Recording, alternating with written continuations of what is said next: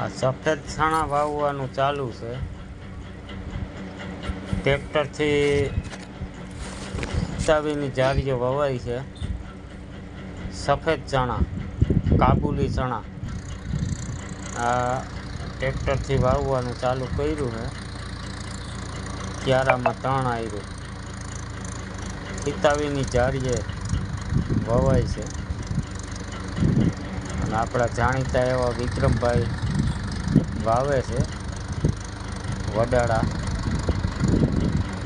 Kana Vadala.